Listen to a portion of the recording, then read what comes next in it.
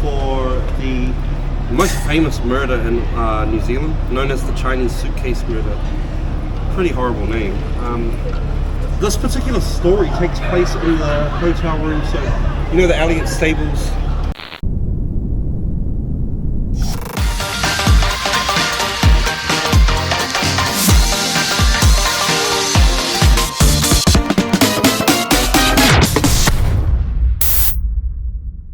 In particular, in this case, we'll be talking about the main tribe of Auckland City, Ngāti Whātua, and where their land meets with the other tribe of West Auckland region, Te Kawerau Maki.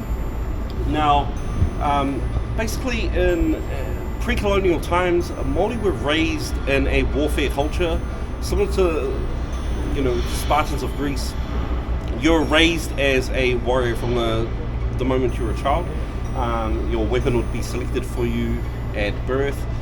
You'd train in multiple different weapons as you grew up. And among all of that sort of bloodshed, there were certain macabre and dark practices that emerged from that. One of those including tāmoko, or the art of facial tattooing. In particular, the facial tattoos were called mataora. There were other unique Māori tāmoko as well. These days you'll see other forms such as kirituhi, which is you can have it anywhere on your body. Right now we're in the location of the Elliott Stables Hotel. This place was known, it was made famous in 1996 for 2006, sorry, for the most famous murder in New Zealand, known as the Chinese suitcase murder. Pretty horrible name.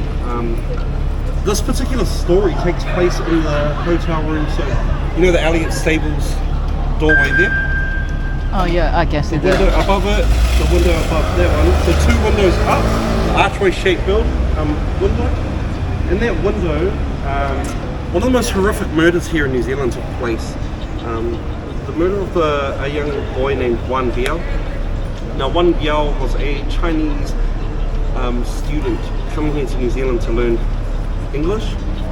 During this time here, he had made friends with some other boys from China, during which time they had become quite close over a period of 6 to 8 months. During their time here, Wan Biao was known he was quite wealthy, a lot wealthier than the other boys that he had met here. And he would often take these boys out. They would share meals together, they would hit nightclubs. They were quite young, so they shared a lot of time together. During their period of knowing each other, his other three friends started to get a bit strange towards him.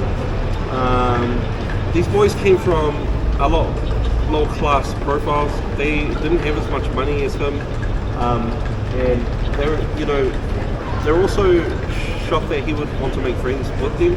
We also often gravitate to people that we are similar to when we're in a foreign country. We don't know anyone, so Wan Biao had made friends with these boys, and then 6 months into them knowing each other, they had lured Wan Biao into this hotel.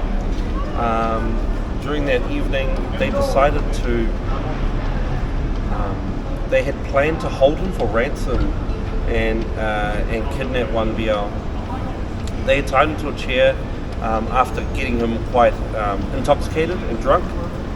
After he had gotten drunk, they had tried to call his parents over in China. Unfortunately, his parents didn't succumb to their demands. They had asked for what the equivalent of around 250,000 New Zealand dollars. When his parents told these boys on the phone that they weren't going to pay, firstly, when they first got the phone call, they didn't believe this was true until they heard the sounds of their son screaming in the background. When the mother pleaded with them that they could not get that sort of money straight away, the boys became quite infuriated. What had originally started as a possible ransom or kidnapping, a ransom, had slowly turned into a kidnapping. These boys panicked at what they had done, knowing that they couldn't just hold this boy captive while they were waiting for this money to be transferred over. boys started turning to violence. I think a little of this was due to the age, a little of this is due to being under the influence of alcohol, becoming infuriated with their own problems of not having much wealth or anything like that. They decided to strike one BL. The physical violence got worse and worse until they had severely injured him. Now they had a severely injured boy in the middle of Auckland City at a busy hotel. They didn't know what to do with him, so they took the cutlery out of the cutlery drawer and stabbed one BL in the chest 3 times before breaking his neck. But it was what they did afterward that gave them a notorious name. They chopped one BL up into pieces, put him into a suitcase, and then loaded him up into a vehicle and drove him to the bottom of Auckland City, where they dumped him into the ocean. Now what they didn't realise at that time was that the ocean currents would bring that suitcase back into the shore. The next morning, when some eager fishermen were down on the Auckland City wharf, they would fish up the suitcase and find the remains of one BL. It wasn't hard to tie the murder to these boys. They were seen several times on CCTV footage throughout this alleyway, and within 24 hours the boys had been found. They would remain in prison up until 2016. Afterwards they were sent back to China. When they returned to China, these boys vanished, so they haven't been seen since.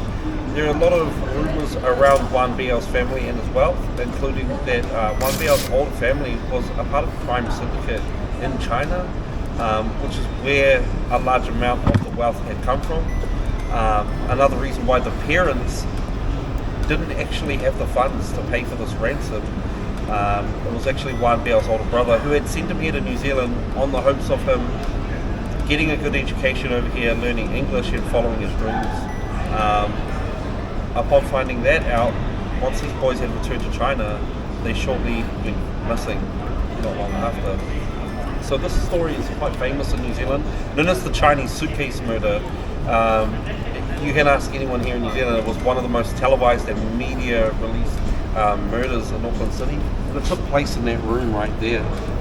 Many people have stipulated that that room is now haunted as a result of that, due to the violent nature of the crime. Like I told you earlier, in Māori culture, we believe if you pass away as the result of a violent crime, that residual violence and anger remains in that area.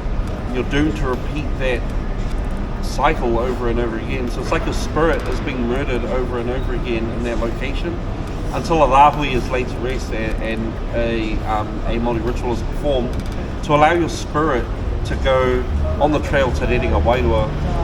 I'll talk a little bit about Rerenga Wairua, which is probably one of the most famous Māori ghost stories here. It's our afterlife story and what happens to the dead in New Zealand once you pass away. So we're going to head from here now to Albert Park, where we'll learn how to shrink some heads and a little bit about Māori cannibalism in a ritualistic manner.